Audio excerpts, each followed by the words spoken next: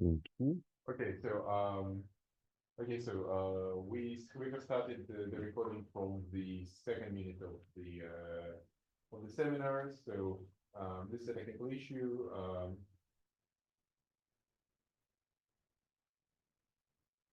We continue. Okay, no problem.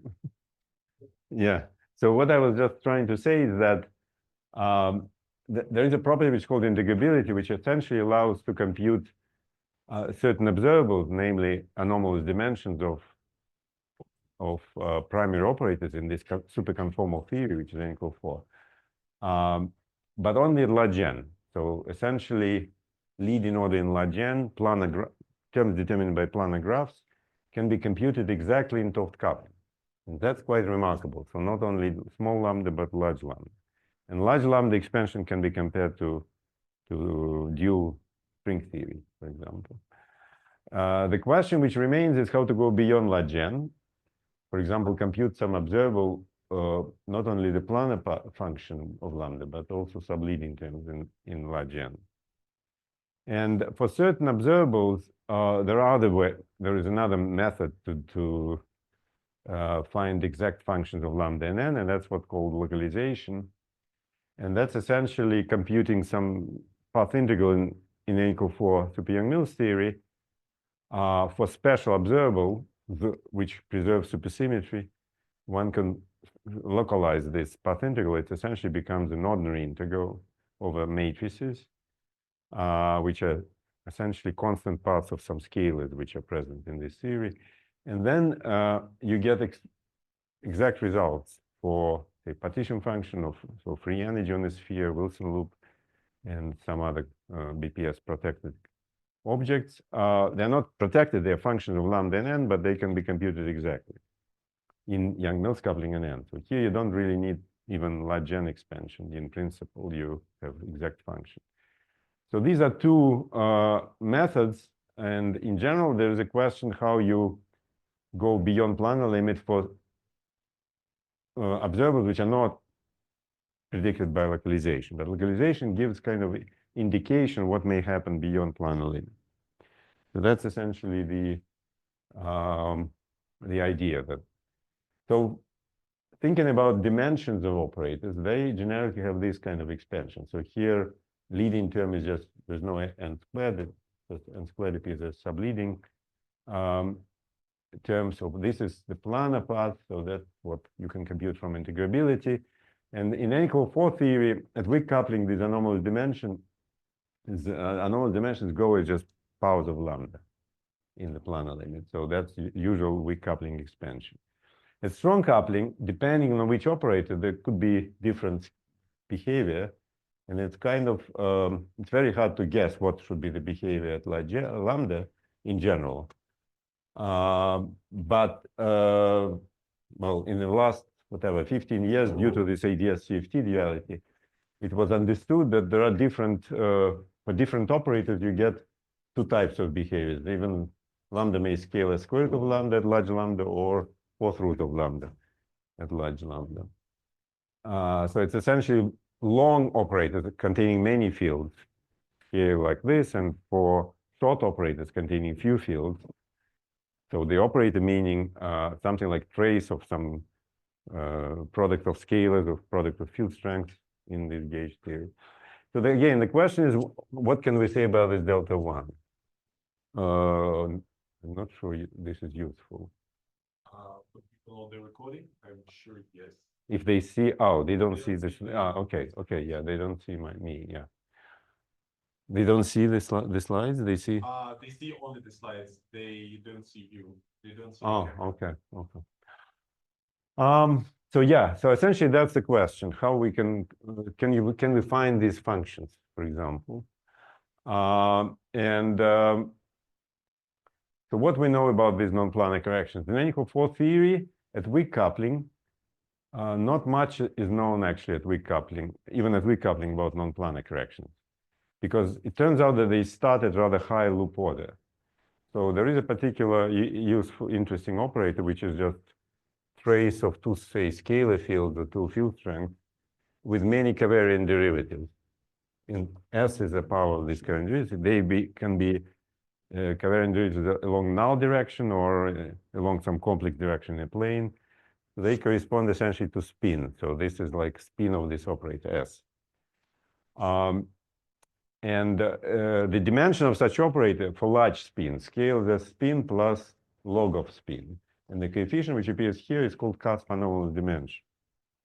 So dimension, again, what's dimensional operator? You take two-point function of this operator, and conformal invariance fixes how it goes as modulus of difference of x of points where these operators are inserted in power dimension, delta. And so that's how this delta goes for large S. And the question is, what is this function f of lambda? So at weak coupling, one can just compute this function perturbed in doing usual Feynman graph expansion. And one finds powers of lambda. And interestingly, the non-planar correction starts only at 4-loop order. And that's the coefficient, which is this contains transcendental part as well. There is another operator. So this is kind of long operator. It has many covariant derivatives. Large spin means many fields or many derivatives. But there are also short operators. Example is called what's called Kanishi operator. It's essentially an operator containing just two scalars, scalar and complex conjugate, trace of them. Scalar field being part of the n equal 4 multiplet. So again, for this operator, the non-planar correction appears only at 4-loop order as well. So only lambda 4 first time. So this is delta 1 again is this coefficient of delta of n squared.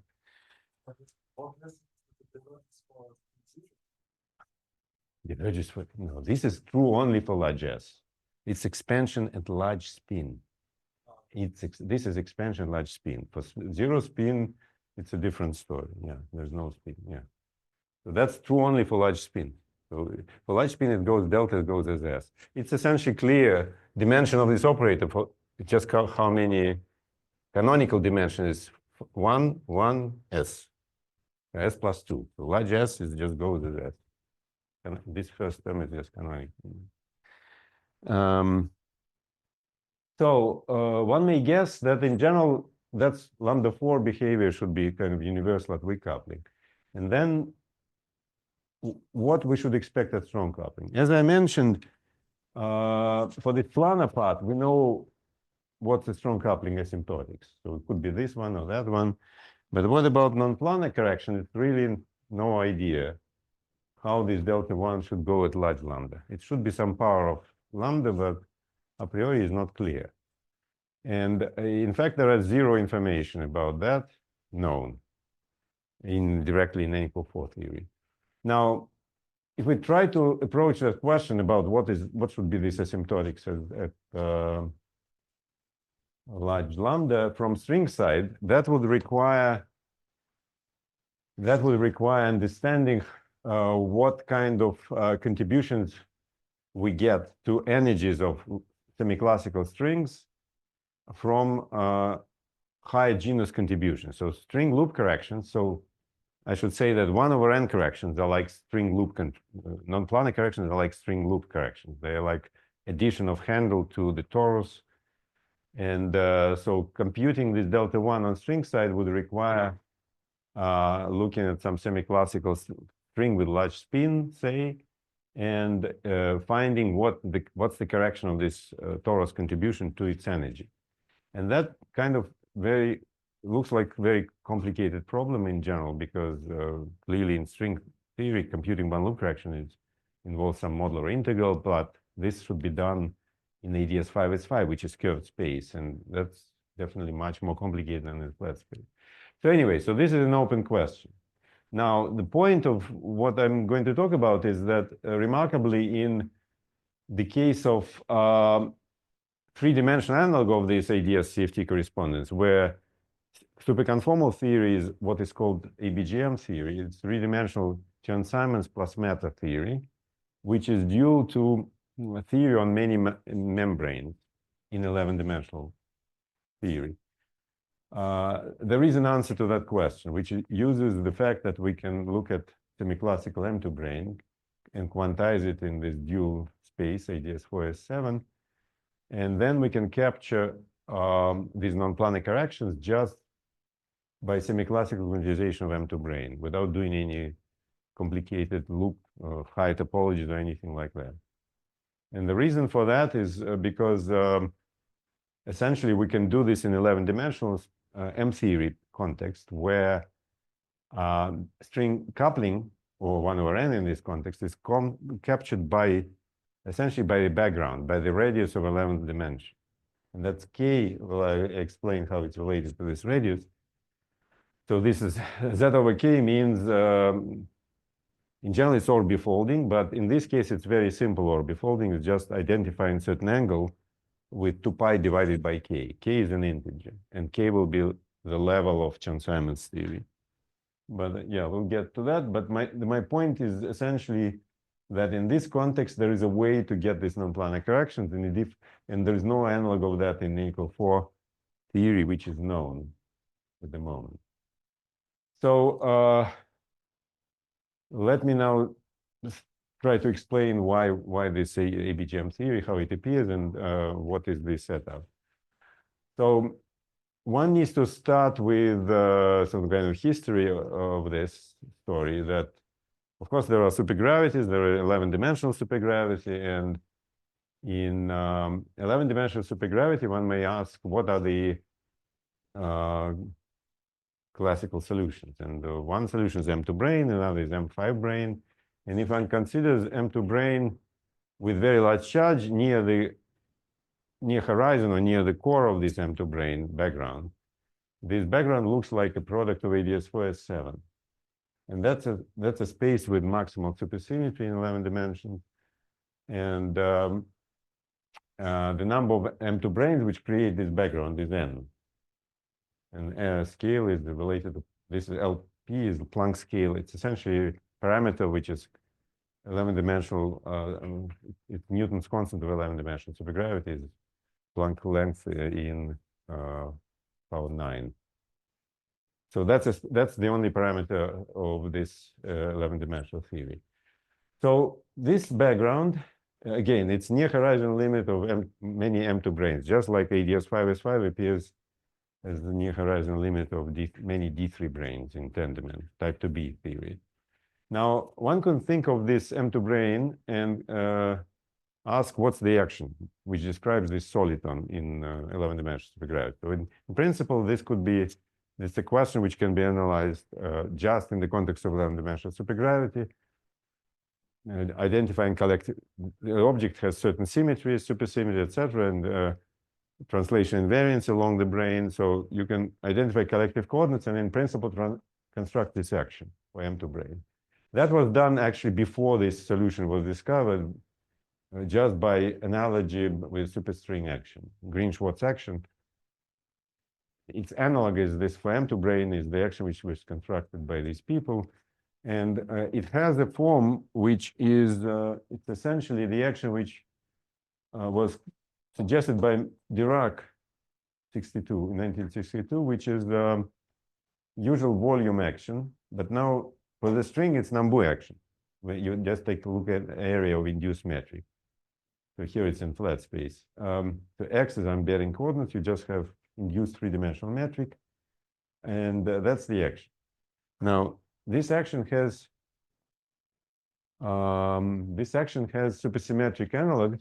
Supersymmetric means in addition to X, you have thetas.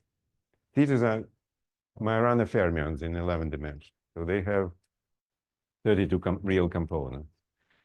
So that's the action is essentially contains this generalized Tx derivatives with normal shift by theta d theta. There is a 3-form in 11-dimensional supergravity which couples to this membrane. And what else we need to know? So these are background fields of 11-dimensional supergravity, metric and 3-form. And the tension of this membrane is again related to this parameter Planck length. It's just 1 over Planck length cubed. Just like usual tension of a string is 1 over string length squared, or alpha prime.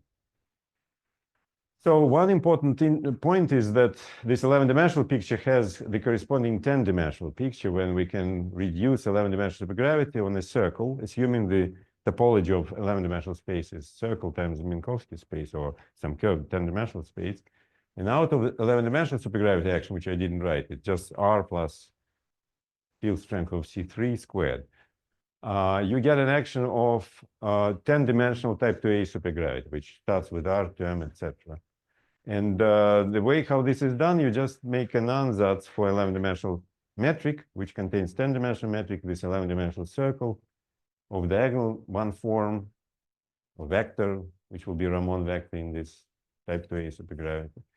And phi is a dilaton of this 10-dimensional theory, just a radius of, it's a scale of this X11. And X11 is supposed to be a circle, so it's identified with radius R11. And the string coupling of kappa 10 with here is related to this R11. So the small R11 means weak G string. Large R11 means decompactified or 11-dimensional theory that is M theory, which is strong coupling limit of type 2A theory. Yeah. K over N, K over N. Yeah, we'll get to that. Yes, yes. Yes. I'm coming to that. I'm just moving slowly to explain this. Anyway, so this important point is this double dimensional reduction. So you have membrane, you have 11-dimensional supergravity, and you have string in 10-dimensional supergravity. And they are related what's called by double dimensional reduction. That means more or less that suppose membrane has topology of S1 times 2-dimensional surface. So you have a string, its world surface is 2-dimensional and related to membrane, which has 2-dimensional surface times a circle. So if we identify this 11-dimensional circle with circle of a membrane, so assume membrane is wrapped on 11-dimensional circle, and take the circle to 0, membrane 11-dimensional background becomes 10-dimensional background, membrane action becomes Green-Schwarz action. So from membrane in certain 11-dimensional background, you'll get string moving in type 2A 10-dimensional background. So that's this reduction. So it's just classical relation between this action and Green-Schwarz action in corresponding background, doing this Kaluza-Klein reduction on sigma and on X11 at the same time. So we essentially embed membrane, identify an X11 with that sigma. So that suggests, so we know that perturbative string theory is the theory of quantum strings in 10 dimensions. So we can say maybe perturbative M theory is theory of quantum M2 branes, these fundamental objects, which are closely related to strings. The problem with this idea is that the theory of membranes is actually very complicated theory. It's nonlinear theory. So compared to string theory, for string theory, we know that we have enough symmetries, we can fix a gauge that the theory is essentially free oscillated with some constraints. And constraints are not really important. They are just select certain states, but we can find all possible states just building them in terms of free oscillate. For membranes, the problem is that this metric has too many components. It has 6 components, but only 3 we can gauge fix because we have 3-dimensional diffeomorphism. So 3 components of the metric remain. So the action will be nonlinear in any gauge, and in general, it's non-normalizable. Plus, attempts to find the spectrum of this theory, they run into problems that there looks like there's no mass gap in the spectrum. So for supermembrane, the lowest states in the spectrum will be just the same state as superparticle in 11-dimensional supergravity. So if you quantize particle, you know you get Klein-Gordon equation. If you quantize superparticle in 10 dimensions, you get equations of 10-dimensional supergravity, essentially linearized equation. So same here, if you quantize superparticle in 11 dimensions, which is just zero-size membrane, essentially, you'll get massless states of 11-dimensional supergravity. But then the question is there a mass gap between these massless states and states of this membrane where you actually have dependence on sigma, non-trivial, not just, so here sigma means tau, sigma 1, sigma 2. Tau is just proper time of the particle, but sigma 1, sigma 2 are extended dimensions of membrane. So the attempts to quantize membrane near this point-like membrane or near particle limit run into problem of no mass gap, and it's hard to formulate this quantum theory. Plus, it's highly nonlinear. But what I'm going to talk about is not that. Instead, what we'll try to do, we'll look at semiclassical expansion of membrane path integral. It's nonlinear theory. You can write path integral for it. So essentially like this, you have x and theta action. You try to quantize, to find the value of the partition function expanding near some minimal surface. Yeah. Yeah. How can you path integral if it is non-normalizable in the first place? Okay, very good. So I'll discuss that. Yes. In general, how you make sense of non-normalizable theory? Normalizable theory means that you need to add counterterms at each order, and you don't a priori know what counterterms you need to add.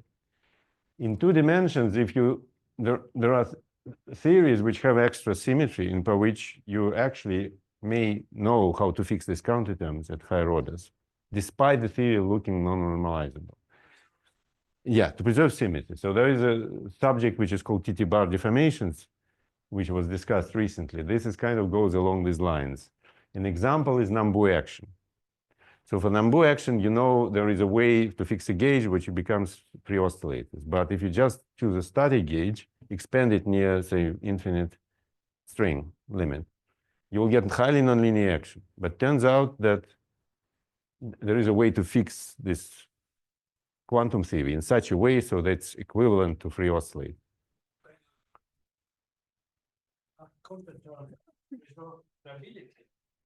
Yes, yes. You define quantum theory is not unique. So you define quantum theory in certain way so that symmetry is preserved. That tells you which counterterms you need to add. So how you define higher orders. And it's certainly not defined just by classical Nambu action. So that's the message. So it's not just action, but more than that. You need to know which symmetry you want to preserve at the quantum level.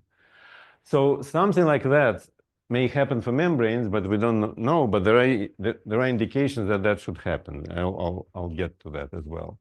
So here, what I'm going to do is just to take that action, which is nonlinear, complicated, but if you find a classical solution, you expand near this classical, just like what you do in Einstein theory, which is non-normalizable. You pick some, I don't know, black hole solution, you can do semiclassics near black hole solution. You get some determinant, and that's essentially what we'll be doing. So computing classical action of minimal surface times the one loop determinant. Now, the advantage of this story, well, compared to Einstein action, that this is odd dimensional theory, 3-dimensional. In 3 dimensions, you can argue that there are no one loop log divergences. So in fact, there are no ambiguities like log divergent ambiguities at 1 loop order. At 2 loop order, there will be issues in this theory, which we'll need to fix somehow. But at the moment, what I'll be discussing is some theory of some semiclassical expansion for membranes embedded in 11 dimensions, in 11-dimensional supergravity background, where membrane wraps 11-dimensional circle, extends in some other parts of this 11-dimensional space. For example, it may be ending on a circle at the boundary of ADS4. So again, the background will be ADS4 times S7, and membrane can be having a shape of ADS2 inside of ADS4 and wrapped on a circle in S7. So that kind of thing. And then the main issue is what is this Z1, which will be sum of determinants. And determinants you can just compute straightforwardly. You just expand this action. Fermions, all you need to know about fermions is quadratic determinant fermions. And it looks complicated, but it's fairly straightforward. So this is just gamma matrices, and this is generalized covariant derivative, which appears in 11-dimensional supergravity. It's very, very kind of straightforward form of this action. It's not as bad as it looks like. So that's a setup. So there will be some observables which are essentially determined by this partition function, and that's what we're going to compute. And in some cases, we can actually know what we should expect to get. So we'll get something from membrane side, but we can compare to gauge theory. For gauge theory, for certain observables, there is a result from localization, which will match precisely that one which is coming from membrane. So that will provide evidence that this membrane theory, semiclassical quantization membrane theory, actually makes sense. And then we'll try to extend this by saying, okay, let's compute some other observables for which we don't know localization result. So maybe we should trust semiclassical expansion of membrane. So that's essentially the logic. So yeah, so this is just some few comments that we will always assume membrane has this topology. It's wrapped on the 11-dimensional circle, so this one is separated. So no small membranes, no membranes like 3-sphere or something. There's always this one. And the reason for that is because I want to have the limit to string theory. So that will be generalizing. So if you take this circle to 0, or I do Fourier expansion in this circle, I'll have two-dimensional theory. From three-dimensional theory, I'll get two-dimensional theory, which contains string modes plus infinite tower of Kaluza-Klein modes. Kaluza-Klein modes in the sense of three-dimensional theory, just expanding in this S1. So there will be no sum over topologies. It could be sum over saddle points in this path integral, but we're not summing over membrane topologies. Now, the string loop expansion somehow will be encoded in this membrane story because string coupling enters through the radius of 11-dimensional circle. And the radius of 11-dimensional circle is part of 11-dimensional background in which M2 brane lives. So it's kind of already contained in membrane action. And as I said, the three-dimensional action is just an action for string modes plus tower of massive modes. The mass of them will be 1 over 11-dimensional circle, because I'm identifying this 11-dimensional circle with this S1 of membrane. And in terms of string coupling, they look like this. So if string coupling goes to 0, this radius goes to 0. They blow up. They become very heavy. These extra modes, they decouple. Let's assume they decouple. They're very heavy. So you're just left with string theory. But in general, you need to take them into account, and that they produce non-trivial effect of this G-string dependence. And in the context of this idea of CFT, as I explained earlier, that will give non-planar correction. 1 over n correction. So I guess let me now explain, are there any questions so far? So let me maybe explain ABJM theory and this dual background, and then maybe it will become clearer. So the basic point is that we don't know how to, we don't have this membrane picture for type 2B theory where we have this ADS CFT duality for n equal 4 Young-Mills and ADS 5S5 string. We have M theory picture for this three-dimensional Chern-Simons theory. And its origin has to do with the following question. So as I mentioned, M2 brane appears as a solid on the n-dimensional supergravity. For single membrane, physical degrees of freedom are just what is called n equal 8 multiplet in 3 dimensions. N equal 8 is the number of supersymmetries. So multiplet of 8 scalars, 8 because 11 minus 3, diffeomorphism is 8. It's physical transverse fluctuations. And there are similar 8 real fermions, and they form a 3-dimensional multiple. So now, suppose you want to have theory of n such M2 branes. So just like for single D3 brane, you have n equal 4 multiplet of fields. You have gauge field, which is just Maxwell field, plus 6 scalars, plus 4 fermions. So here, the analog of that free abelian multiplet is this multiplet. But suppose you have theory of n coincident M2 branes. For many D3 branes, we know what we need to do. We need to consider UN or SUN to be Young-Mills theory. Essentially, we add all contributions of light open strings which connect between different D3 branes. So here the story is more intricate and more complicated. And in general, the theory will be theory on many M2 branes. It should be essentially due to theory on many M2 branes, which is this background. M theory on this ADS 4S7. As I explained, that's the background which you find if you consider many M2 brane solitons put together as a source for the 11-dimensional supergravity background. Now, what is this three-dimensional superconformal theory, which superconformal just dictated by symmetry?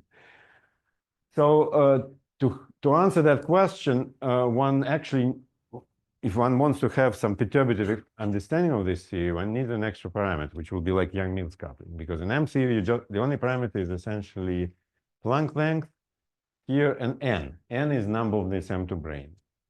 So this extra parameter can be introduced by identifying this 11-dimensional circle, or equivalently considering this many M2 branes not on flat space, but on certain orbifold. So essentially dividing by ZK. I'll explain what that means just on the background. And the claim is that then the theory which is describing this M2 branes on this orbifold is a Chern-Simons theory of with gauge group UN and another UN with levels K and minus K. And it has n equals 6 superconformal supersymmetry. If you take K equal 1 or 2, it becomes n equal 8 supersymmetry. But for large K, where it has perturbative expansion, it just has n equals 6 supersymmetry. So this orbifold reduces supersymmetry. And again, the fields are gauge fields, A and A tilde, of these two Chern-Simons theories. There are bi-fundamental four scalars, phi. Scalars have a potential. So this is more like, and this is analogous to n equal 4 theory, where you have Yang-Mills part, you have scalars, you have fermions. But this is three-dimensional theory. So here, this is superconformal renormalizable theory with its sixth-order potential and analog of Yukawa interactions like this. So anyway, Chern-Simons is the usual one. And important point is that level K, which sits here in front, there are no divergences, superconformal theory. K is an analog of Yang-Mills coupling, 1 over Yang-Mills coupling squared. So that's important to remember. So the only parameters now is n and k. So this is like n and Yang-Mills coupling in n equal 4 theory. So that's the theory. We just believe that for some reason, this theory is dual, will be M theory on this background. So we'll take this as given. And what is this M theory background? So as was already mentioned, so if we take large n and large k, that's perturbative limit of this gauge theory. So planar limit, but also large k means essentially perturbative limit. If we fix this parameter n over k, which is n times g Yang-Mills, n over n times g Yang-Mills squared, that will be usual Toft expansion, and that should be due to string theory in type 2a background, which is ADS4-CP3, while ADS4-CP3 will be clear in a second. So that's one limit when you take n large and k large with fixed lambda. But if you take large n and fixed k, that's the limit which we're interested in. The level can be any, but n is large. So that limit is when this Chern-Simons theory should be dual, this ABJM theory should be dual to M theory on this background, which is ADS4. S7 we can write in Hopf vibration form, which you have CP3, complex projective space, with angle identified with 2 pi, but 1 over k, this will be folding, is just taken out as a radius. So the radius of 11-dimensional circle is 1 over k. So all these details are not important. That's the only important thing to remember, is that if k is very, very large, so radius goes to 0, we are getting back to ADS4-CP3. This term kind of decouples. So that's how we recover string limit. So that's what is said here. And then you can understand how parameters are related. So important relation is this. So 1 over k squared is lambda squared over n squared, just by definition of this Toft coupling. But this is also, in terms of string parameters, is g string squared divided by string tension. String tension is the usual 1 over alpha prime in units in ADS mid-dimensional. It is dimensionless string tension. It's essentially square root of lambda.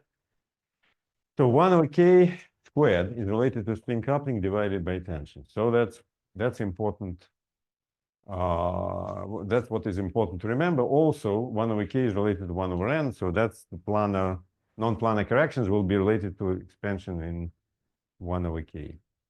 So the idea will be to take M to brane in some saddle point approximation, M to brane wrapping some surface in 11 dimensions wrapped on the circle, and not take k large, try to go beyond that, consider fixed k, and compute partition function, which will be function of this k.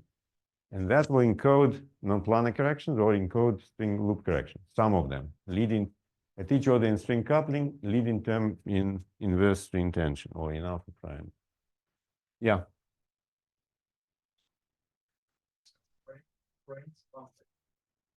So I mean, here you're putting about some sigma time. So you were saying usually you want to compute interactions in sigma model, right? Put them on some Riemann surface. Yeah. Here you were saying that it takes some Riemann surface and this one, and you say all your interactions are governed by taking into account this one. Not sure okay, let me try to rephrase what you're saying, what you're asking about.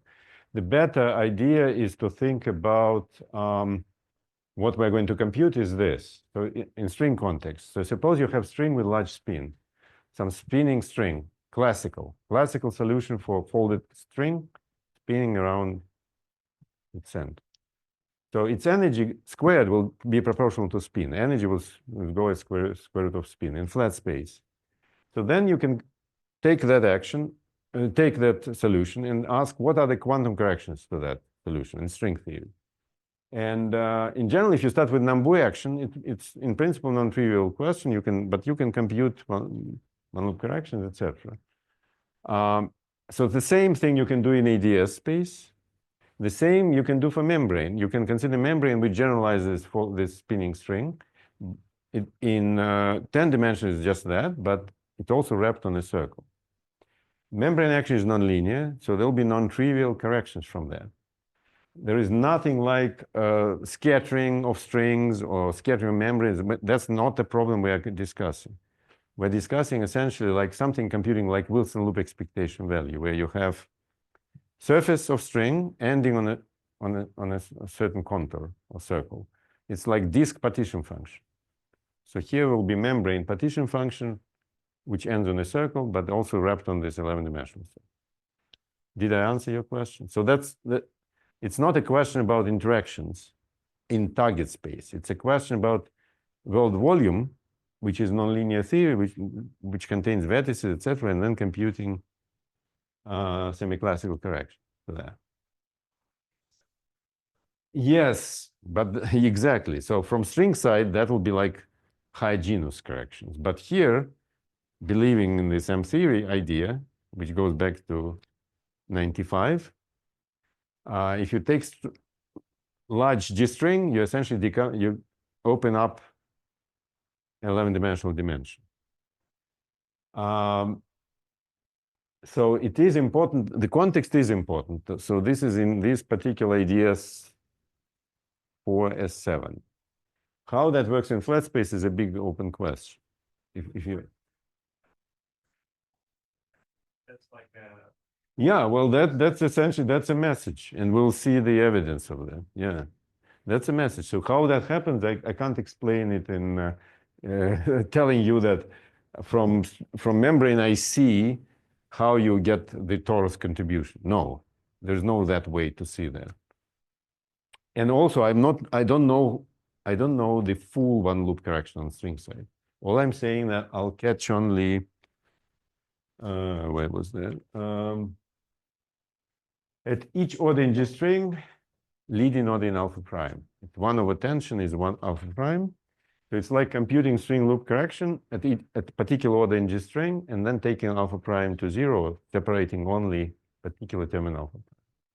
So that's what's controlled by this membrane. So let me see where I am. Yeah, so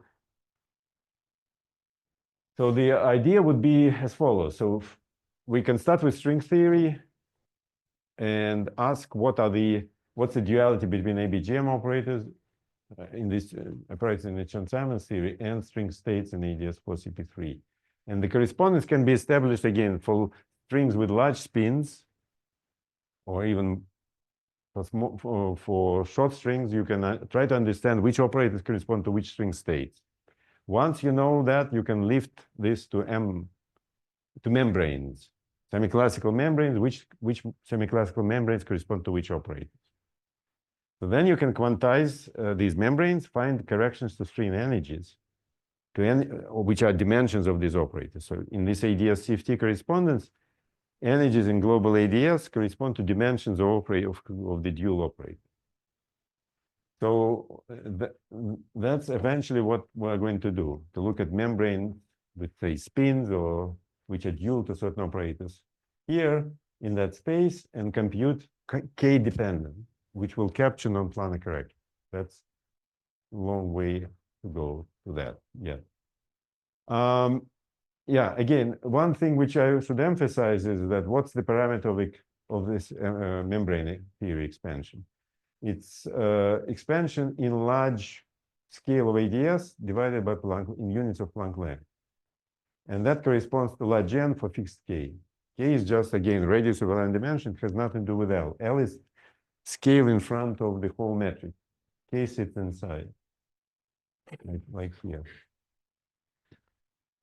So this parameter is just effective. You can define effective membrane tension, which is cube of this scale times kind of standard tension, which is 1 over Planck length cube.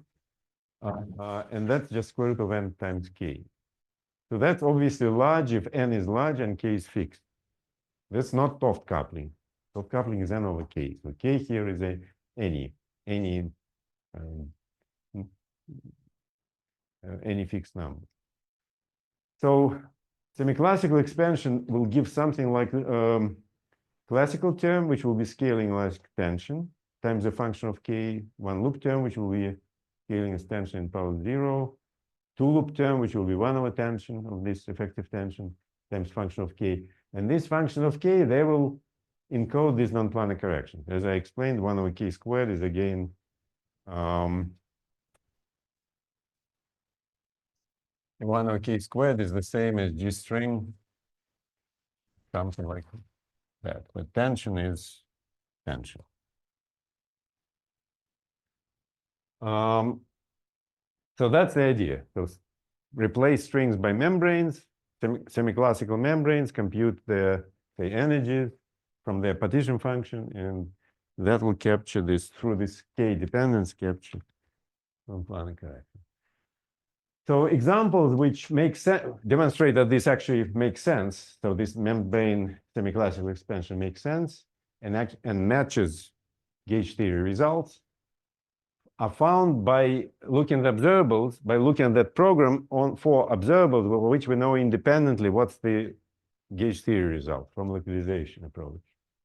And that's how BPS Wilson loop and what's called Bremsstrahlung function. And that's essentially Wilson loop with very small angle. It's not straight Wilson loop, but Wilson loop with a small angle. And I think I will have no time explaining that, but I'll maybe explain what this Wilson loop story is about.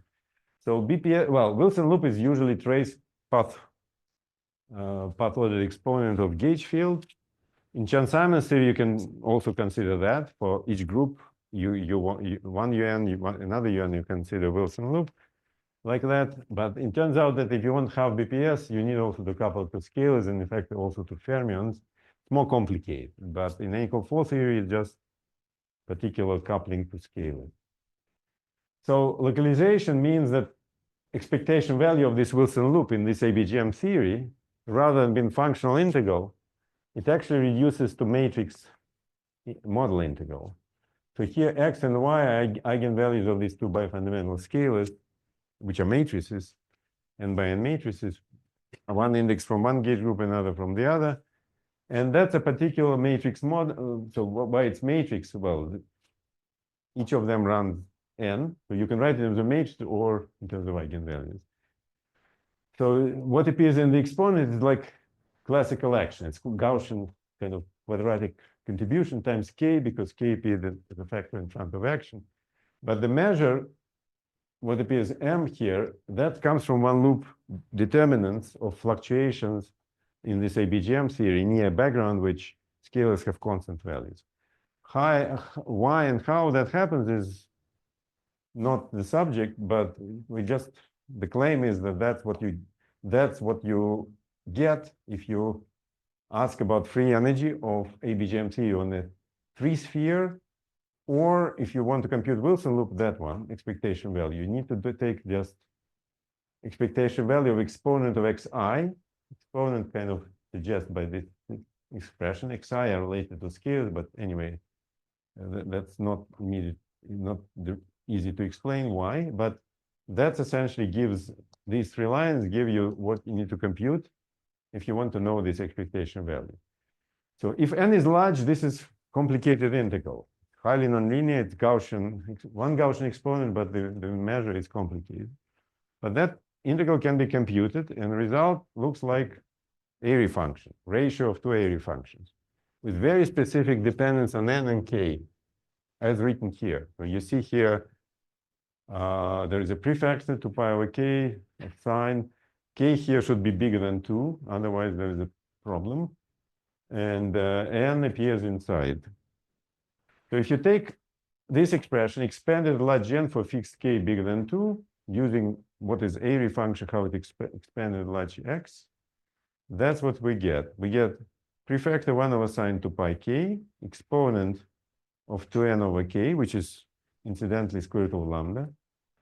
And then there are subleading terms, which are kind of non-planar in the sense that they contain 1 over n times a function of k. So it's a specific function of k. And then higher order terms have similar structure. It's some function of k times 1 over square root of n, some power. Now, as we just saw, square root of n is related to membrane tension. So this expansion looks like classical membrane contribution, one loop membrane contribution, and two loop membrane contribution, etc. And indeed, what one can show that this term comes precisely from computing partition function of membrane wrapped on a circle and ending on a circle at the boundary. So this is for, I didn't say that, it's for circular Wilson loop. So circle Wilson loop ending on a circle. So this is, so anyway, so this term and that term are reproduced by classical action of membrane and one loop correction of membrane. So that is a strong evidence that indeed membrane, semiclassical membrane expansion makes sense. It matches gauge theory. Yeah. No, if it's unstable, then I'll have some imaginary eyes because of negative modes. Oh, you mean the exponent? Yeah, very good question. No, that has to do, it's the same thing in string theory. It has to do with the fact that membrane geometry is ADS2. ADS2 space is non-compact.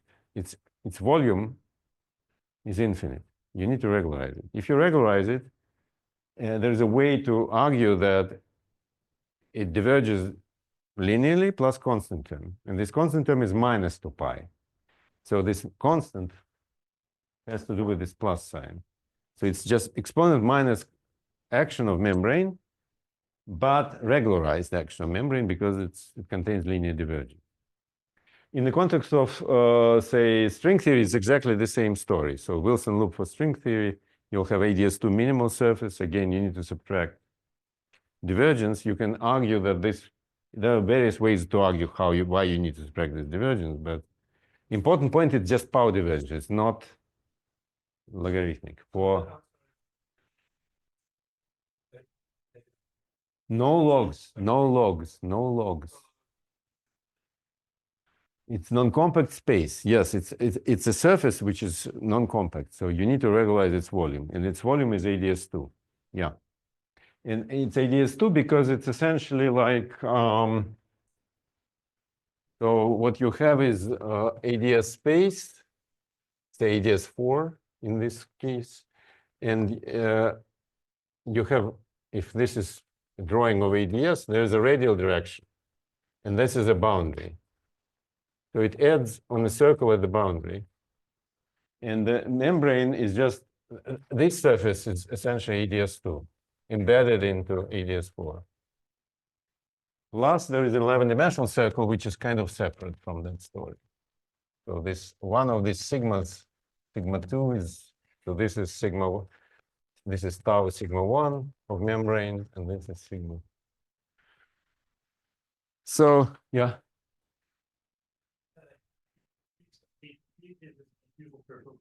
Yes, that will be string theory limit, and maybe I have it somewhere. Yeah, yeah, that's exactly that. So if you express it in terms of lambda, which is now fixed, and k taken large, that's what you get. So sign becomes lambda over n, but n is large, so you need to expand the sign. And this subleading term looks like this. It looks like one loop string correction. And from this term, you get n over lambda. N is just, this Wilson loop is defined so that it has trace. It's not normalized into 1 over n. So this n comes just from this. Yeah. Yes, yes, yes. Oh, sorry. Here, lambda is large. It's fixed. It can be large, fixed. It cannot be small. Because if lambda small means, what does it mean? It means k is bigger than n. So here the order is n first, k large after. Yeah. Matrix integral, you can do any limit. Yes, you can reproduce perturbation theory from this area function. Yes, but to compare to string theory, we need to go to strong coupling. We can't compare. So just to compare to what happens in EDS5 case, in Super-Yang-Mills case, G string is related to G Yang-Mills. It's related to lambda over n. So here G string is kind of related to funny power of lambda and over n, but essentially it's directly related to k, as I explained like that. The tensions go as square root of lambda in both cases, but lambda, of course, in one case is G Yang-Mill squared. Here is n over k. But k effectively is G Yang-Mill, like analog of G Yang-Mill. So what is not, well, here is my, here it's turned by pi over 2, this picture. So here is the boundary ADS. This is minimal surface ending on a circle. So what we're computing in string theory, we're computing just string partition function on a disk. Disk meaning this topology of this surface is like a disk, like Lobachevsky plane with this surface. Not plane, but disk with boundary with each circle. One of the string is just n, which appeared in front, related to that. And in Super-Yang-Mills case, this computation gives this expression. In ABJM theory, this is string limit.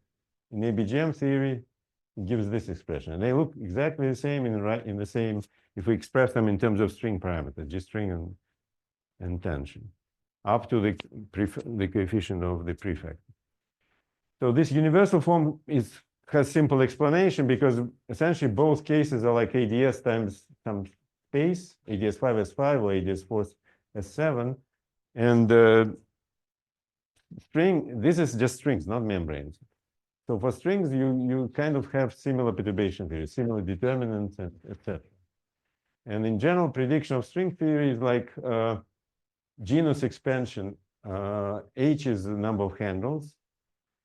G string enters in power of early number, which is 2 minus 2h.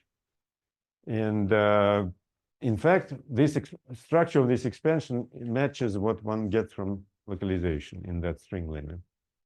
And in particular, if we just each order in G string, we expand at large tension, so take leading order in alpha prime. Coefficients which come from localization in N=4 theory, where this matrix model is just localization matrix model, just Gaussian, one can compute this W explicitly given by Laguerre polynomial rather than this area function. And all these terms, all these coefficients are such that these terms all exponentiate and give us pi over whatever G string squared over tension. But to compute this CHs from string side is hard because that requires computing on a disk with handle.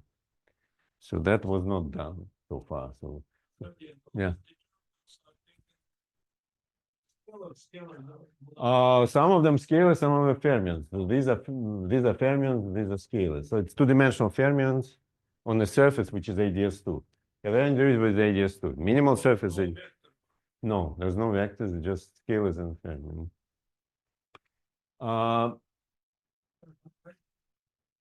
Sorry? Sorry, I'm confusing you because I'm jumping from string. So this is string computation. So this is like, we just look at string limit. So I didn't get to, yeah, so the point I'm trying to make that from string side, you know how this expansion should look like, just thinking of in general terms how it's organized. But in fact, from localization, you know what are the coefficients, and these leading terms happen to exponentiate. The analog of this exponent in ABJM theory is this 1 over sign, which I have shown before.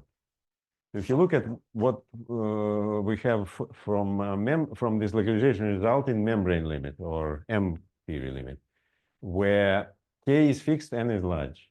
The prefect is 1 over sign, expressed in terms of G string and square root of T using this expression, that's what you get.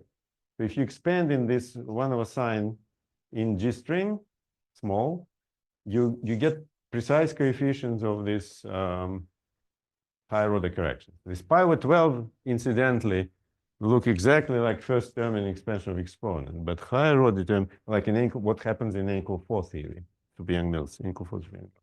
In ABJM theory, instead, the analog of this exponent is this 1 over sign. That's the message. And this 1 over sign in full totality is captured by membrane. So here, factually, we know what are these coefficients in ABJM theory from membrane computation. So how that happens is, we need to take one loop and compute one loop M2 brane partition function, putting membrane in this ADS4S7 over ZK.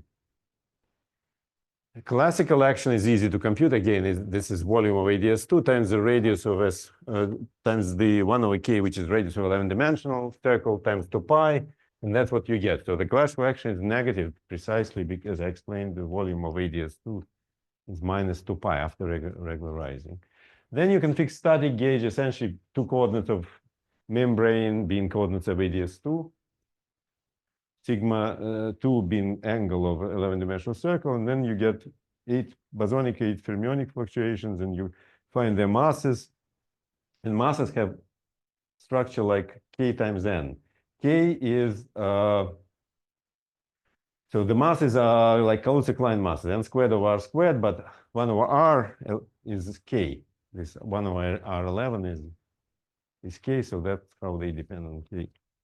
N=0 modes are string modes. It's just fluctuations of this string in ADS4, CP3. That's this double dimension reduction effectively at work. And the total partition function has product of over n. So this is one loop coming from all massive modes. So these are partition functions of all of these massive modes, depending on K times N or K over R11. And you find that one finds that doing summing this together, or taking log and sum over n, what do we get using the usual zeta function? We get very simple answer. There are lots of cancellations, and this one loop correction is just logarithm of this expression. K is bigger than 2, so there's no any negative contributions here. And just regularizing this with usual zeta function, you get 1 over sign precisely when coefficient 2 in front. So that matches localization result exactly. So membrane computation matches localization. So that's kind of very non-trivial. You may say it's very non-trivial test. I would turn this around and say that that's indication that this semiclassical computation in membrane with membranes actually makes sense. It matches the gauge theory result. And so then one could ask about subleading corrections, and that should come from two-loop. Subleading term here should come from two-loop membrane contribution.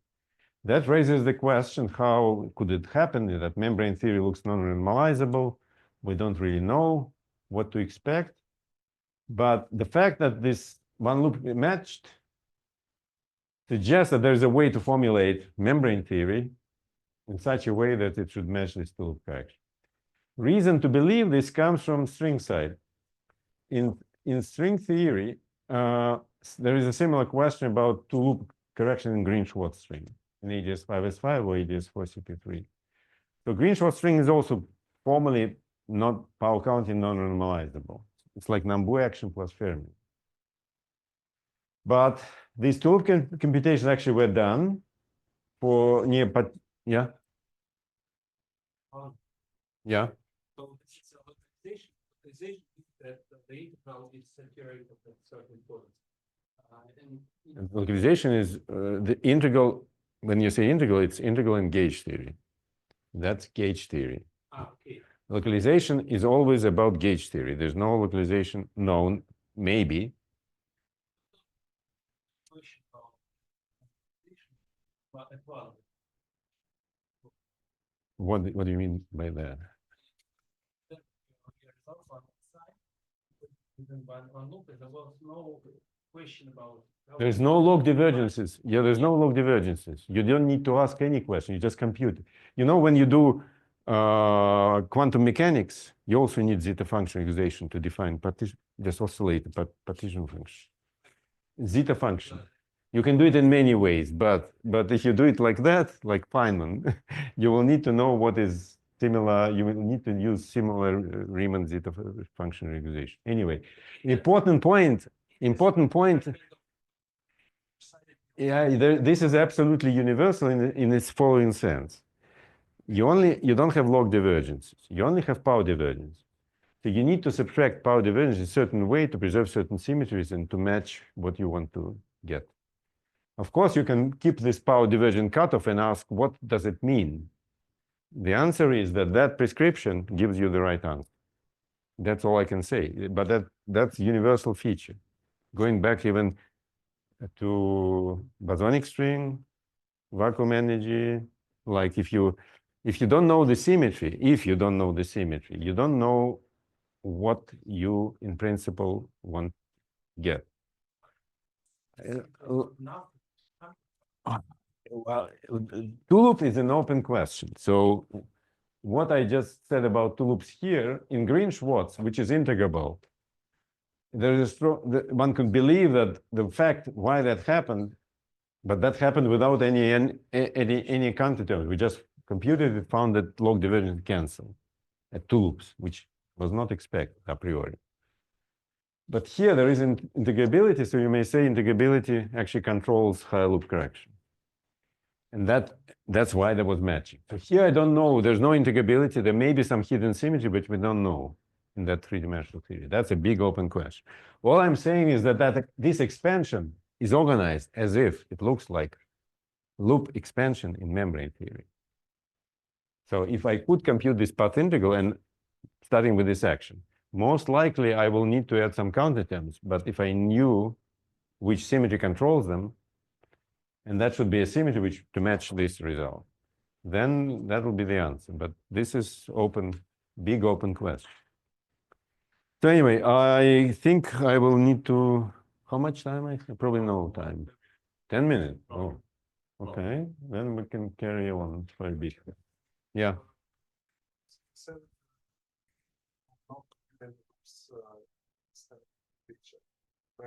Yeah, I'm not computing string loops in the sense of string target space loops, not well-shaped loops. So there is a sigma model. There is a string sigma model in curved space. These are loops. When I said one loop, that means loop in the sigma model. There are loops in string coupling, G string. That's loop when you add a handle to the surface. Yeah, I didn't discuss that at all. I mentioned that this membrane computation actually captures some of them from string perspective. Yeah. Yeah.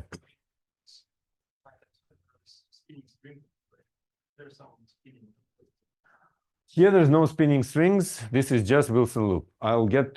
Maybe I'll get to the spinning strings in a bit. Yeah.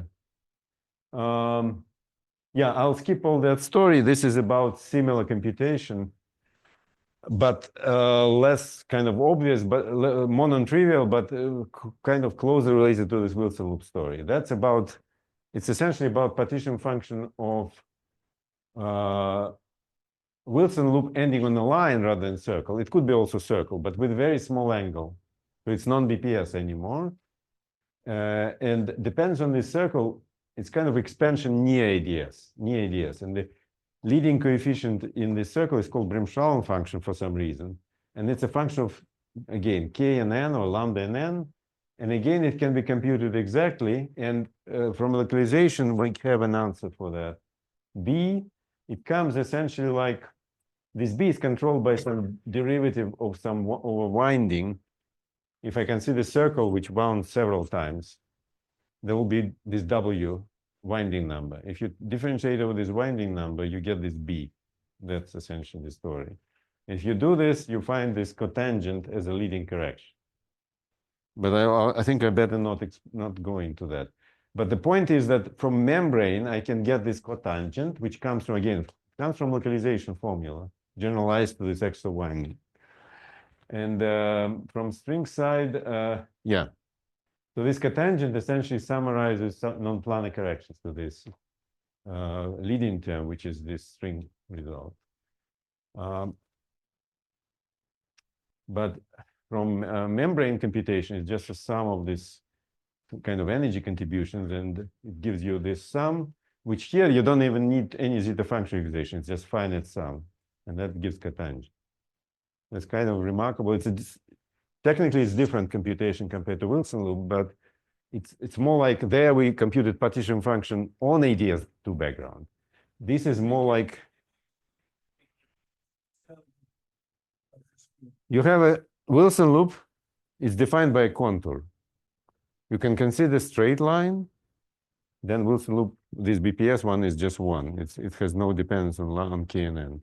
But you can consider angle, line which has an angle. It can be angle in ADS, it can be at the boundary of ADS, it can be also angle in internal space. But here it's an angle in the ADS space. But nothing, it's just your data. But what, well, yes, your question is legitimate. Just a sec. There are different ways of computing this Bremsstrahlung function, this B. So one way is the following. You take this Wilson loop. By Wilson loop, I mean the contour on which surface ends. So it's not straight line, but straight line with a small angle. You compute partition function for this, you compute Wilson loop in gauge theory for that contour.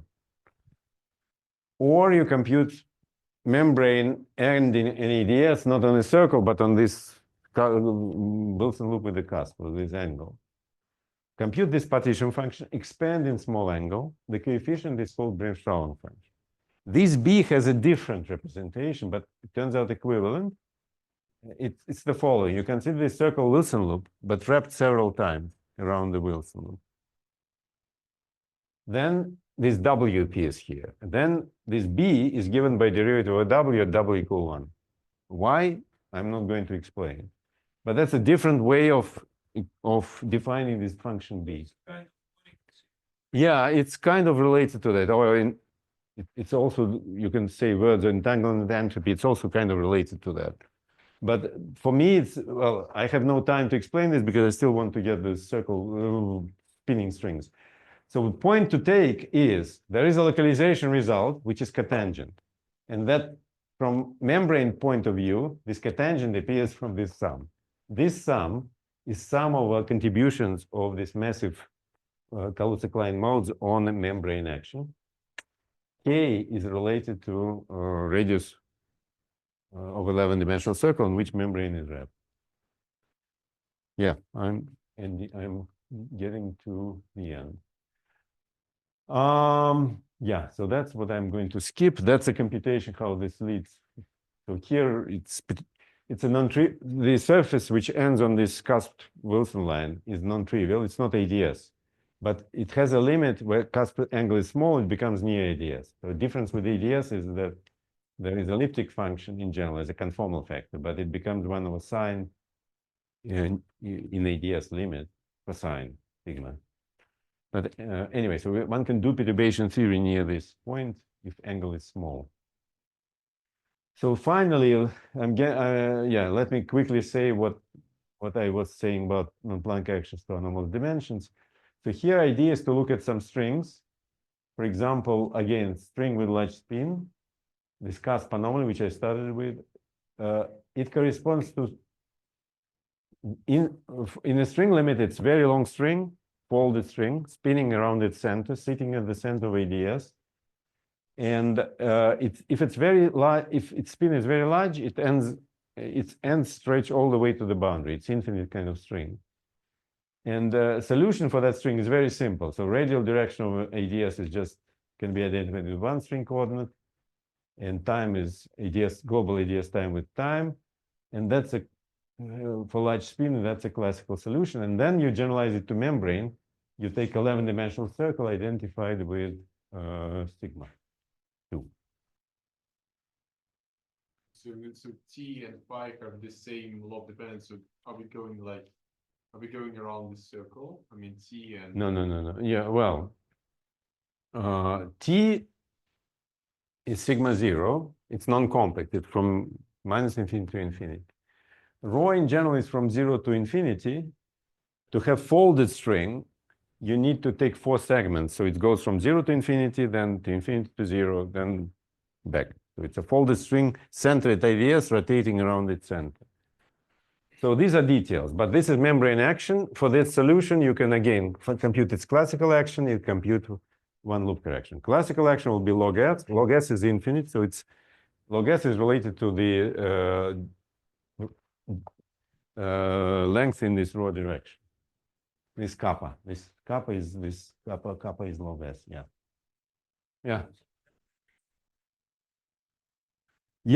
Yes, you have string because membrane is wrapped on a circle. I'm only considering this sector of states where membrane is wrapped on a circle. So more or less, not all configuration, because in principle, this 11-dimensional circle knows about also this connection. Yeah, you need to check that this is a consistent solution. So the solution which I consider is such that this one, it's trivial in this circle. So it definitely has it's easy to uplift it. So what do you do next? You take this solution and compute one loop correction. And skipping the details, gamma is log z. It will be some, again, scaling is log s, because everything is homogeneous, infinite. You need to know the spectrum of fluctuations. Again, they're some powers of Kn. Again, these Kaluza line modes. And the end result of that story is, so maybe we can have a look what is here. So P here is continuous to momentum. P0, P1 are continuous. Metric is flat. Induced metric is flat times the circle. And it looks complicated, but essentially it's finite integral. There's no log divergences. And you can expand it at large K. That's what is done here. It's maybe more explicit. So this is a string computation at just n equals 0. And that's what you get in the string limit. You get classical action, one loop correction is log 2, and then there's 2, etc. So here we capture this one loop contribution plus membrane mode contribution. So membrane contributions, they are just given by sum over n times this integral. And this yn, after computing this integral, that's explicit expression. So you just need to do sum over n of this expression. That's what is written here. Sorry. Here it's expanded also in some index m. It's expanded at large K already, in large Kn. But we need to do sum over n, sum over Kaluza line mode. That's the expression. So F1 is the contribution, one loop contribution to this cusp anomalous dimension, coefficient of log s. This is F. F1 is one loop contribution to this F. And that's how it looks like. So just everything is finite. You just do expansion large K.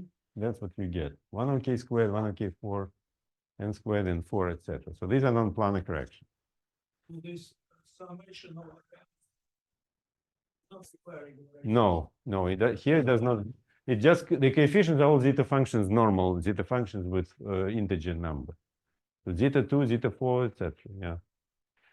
So that's a message. So one loop contribution is finite, and that predicts, what it predicts is the coefficients of non-planar corrections, each order. Then there are subleading corrections at large lambda. That will be captured by two-loop M2 brane contribution. But that's an open question.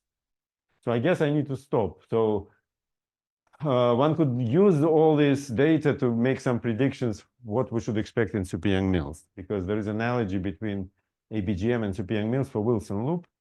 The expression for Wilson loop look very similar, because we know from localization for super Young-Mills and ABJM what are the results.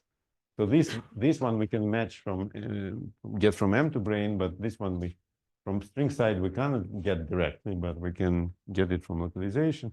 They look very similar, just even these leading coefficients look similar. So if you believe in that, then you can say, okay, maybe there is a similarity between cusp anomalous dimensions as well. If that's true, then we can get prediction how, if we believe that this term is the same also appears here, so that becomes prediction about scaling with lambda in super Young-Mills theory. It should be in ABJM, it should scale as lambda squared. Here, 1 over n squared correction should scale as lambda 3/2. So one can do similar thing for strings with two spins. It's essentially, again, semiclassical computation. How energy depends on spin predicts how dimension goes with. This is a string with two spins equal, long string or short string, and 1 over k correction gives non-planar correction to the anomalous dimension. Energy is anomalous dimension. So anyway, I think I need to stop. So just to conclude, what I discussed is there is some evidence from comparing to localization for BPS protected observables that quantum membrane, semiclassical membrane expansion makes sense in semiclassical spin. And there are also other examples which are related to free energy, instanton corrections to free energy in ABJM theory, where similar computations were done, and there's also matching with localization. So then one could jump ahead and say, maybe we should apply the same philosophy to non-BPS, non-supersymmetric observables. And that was the story about anomalous dimensions of operators, which are not BPS. Then and for them, we don't have localization result. But considering membranes, we can get predictions for non-planar correction.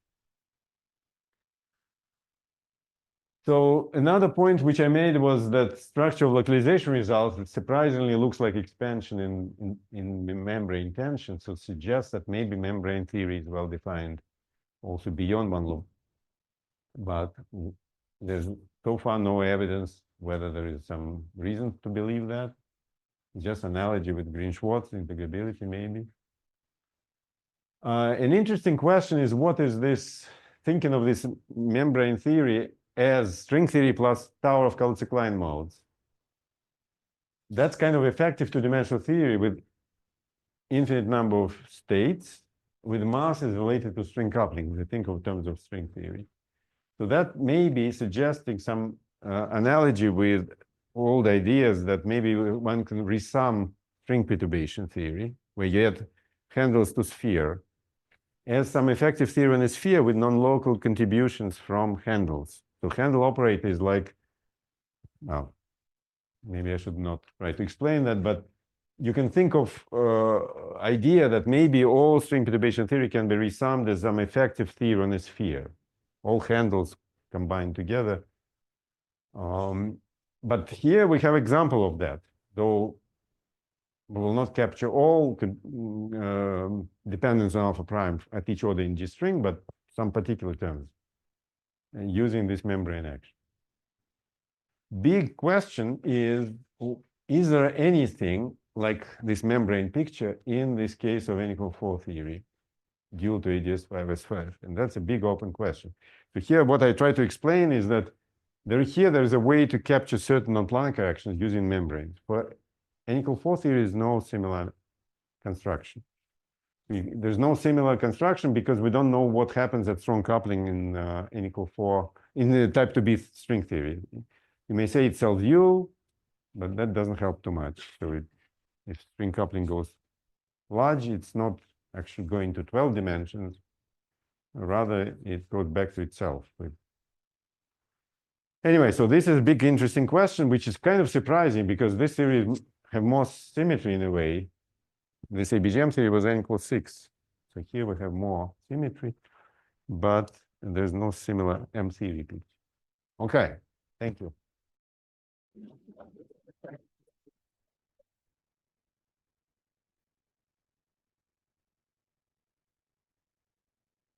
And there's something technical. Sorry, Maybe switching over.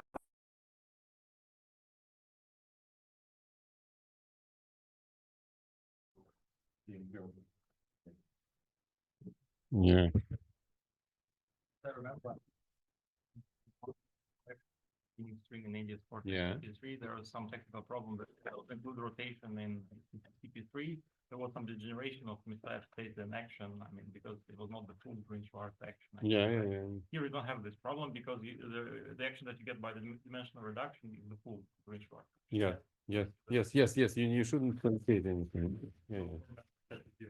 No, no. So you managed to compute all loop corrections in the membrane. Yeah. You need to get the exact answer. Or Oh, like indeed. an N, right? Sorry? Yeah, yeah, yeah, yeah. No, n is still large. So we do expand in 1 over n. But yeah, if you could do all loops in membrane theory, you'll get all terms in 1 over n expansion. Yes. Yeah, perturbative, again, membrane tension is square root of n times k. So square root of n means 1 over n, square root of n expansion to all of this. That will be like alpha prime expansion for string. Yes. Question is about this these two operators with S derivatives. Mhm. Another interesting limit, analytically continued, S to -1, -2, and so on, the so-called BFK limit. Yes. And there are some non-perturbative, even non-planar results, at least in n equals 4. It has some way to interpret this S in this thingy or membrane picture. Good question.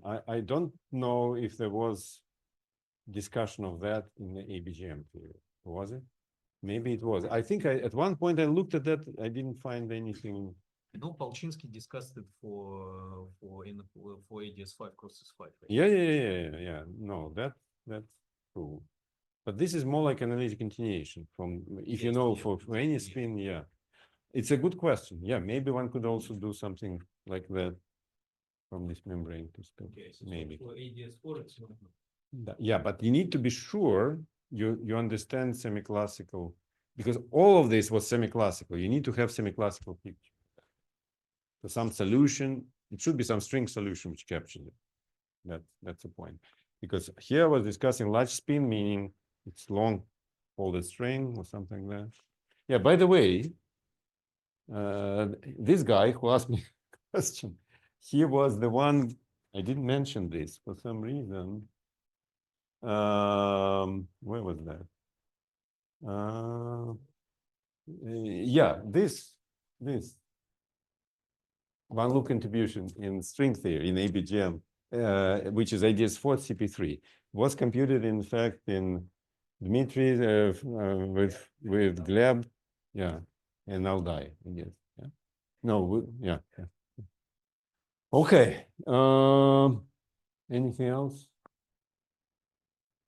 For the fact that you can do that, does it mean that ABJM is integrable, let's say, deleting? No, ABJM is known to be integrable at large n. ABJM in Subleading. subleading? No, it has nothing. No, I don't see any. No. There's no. Beyond the. No, what comparison with localization? Localization has nothing to do a priori with integrability. Integrability is more on M theory. Yeah, your question is good question in the following sense. So you could ask, suppose we compactify in a circle. We have this two-dimensional theory, string modes plus infinite tail of massive modes. Could that theory be integrable? And in fact, we try to answer that question, check that with Fiona Seibel, computing S matrix of excitation on a string and comparing to what we get in string theory. So in Nambu action, you get kind of phase, pure phase, which has to do with integrability. So here, integrability is broken once you have all these infinite number of massive modes. So there's no indication of normal integrability in this three-dimensional theory, thought of as two-dimensional theory plus infinite tail of massive modes. In general, if you have a theory where you have massless modes plus massive modes with different masses, it's very hard to have integrability if masses are different. So a priori, it's non-trivial. I have a technical question. Yeah. Again, about this. We think that summation over Kaluza-Klain mode should bring extra UV divergence because it's equivalent to That's true. three-dimensional Or rather, opposite to. yeah, or rather it cancels. pretty But much. you said that there is no infinity Yeah. summation over n. So No, no, what no. happens? Okay. Take a four-dimensional Young node and take five-dimensional Young node. In 5 dimensions, you don't have log divergences at one loop. If you compactify in a circle, you'll find that summation of n will reproduce. Sorry, what I'm saying. In 4 dimensions, you have log divergence. Yeah, So full contribution will be log divergence from 4-dimensional modes plus infinite sum of Kaluza-Klain modes. and they will cancel. And they will cancel each other to get no log divergence in 5 dimensions. That's what happens here. You can have log divergence at string level, but then you have this infinite sum. But in these examples, that didn't happen, essentially. One reason for this log divergence string level is trivial because of, in 2 dimensions, it's just early number. For particular observable, which we're discussing, just the partition function. It's kind of trivial. But indeed, it's important point that you need to keep 3-dimensional regularization. You need to sum with particular regularization, which was zeta function.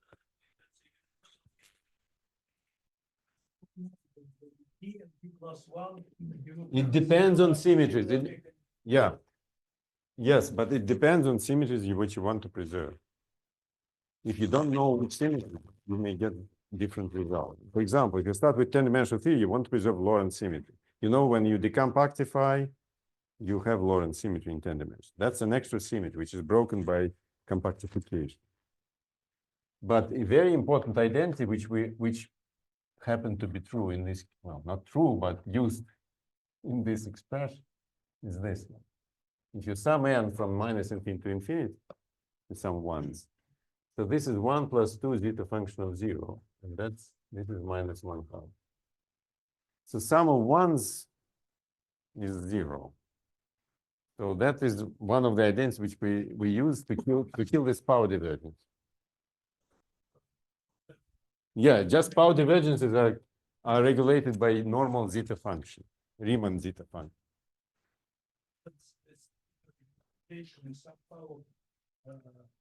Zeta regularization seems to be a feature of one-dimensional path integrals. Yeah. Yes, it has to do with preservation of symmetry. Yes. It has to do with it should be built into that prescription to get the right result. Right result for me, matching gauge theory. And I use these examples just to like a base points. Once I know how to fix gauge theory, then I use that same intuition for other cases. But there are many open questions. That's true. Yeah. On the function, you have a function of Prof. Yes. So do you expect these functions to be analytic at lambda equals to 0 or A very good question. Yeah, is the series of coupling, are they convergent or there are some? Yes, according to Toft, at small lambda, they are very good functions. So small lambda expansion is certainly should have finite radius of convergence. But here I discuss expansion strong at large lambda, and these series maybe they are known to be bad series. But what I discuss is leading term at this large lambda, just leading term. Yeah. Young news, which is not supersymmetric, there was a story about renormal ones that. Okay. Yes. The function is monolith. Yes, but this is not in planar expansion. That's not in large N expansion. That's absolutely true, but not in large N expansion. Large N expansion is such that at each order in 1 over n, they should be well behaved. The function of lambda should be well behaved. And it's subtons, but it doesn't feel normal. As far as I know, there shouldn't be a problem. At least to leading order, it could be that problem at higher orders in 1 over n, maybe, but I'm not done. I don't know. In general, Toft's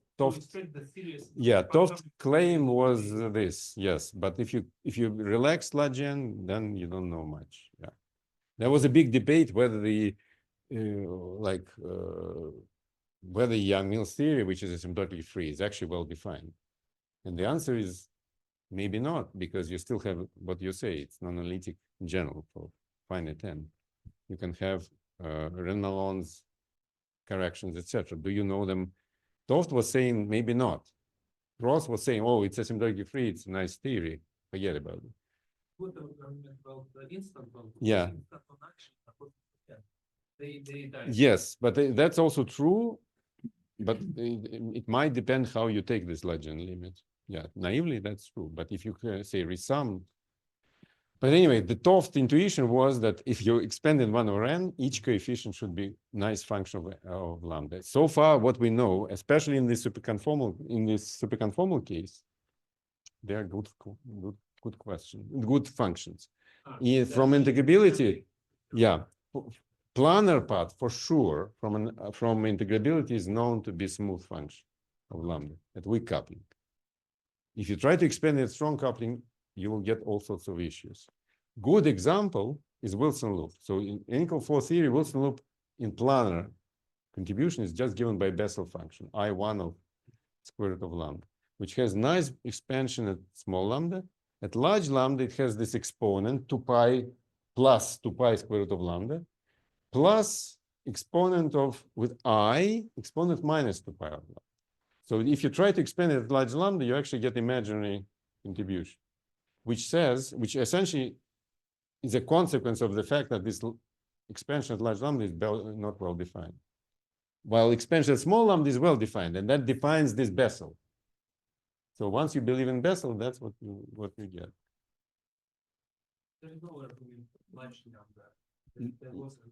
Yeah, the reason why there's no argument about large lambda, because this is like sigma model expansion, which is not large N expansion, just normal sigma model.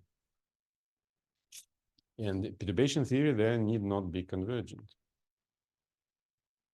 Convergent in the sense of not UV, but just sum of overcoupling.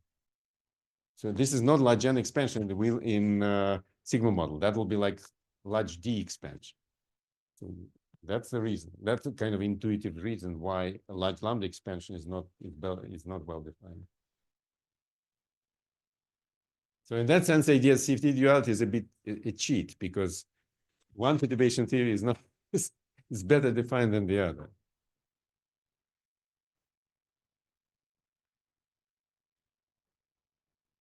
Okay. Maybe we should. Okay. Very well. Maybe do you have online question? No?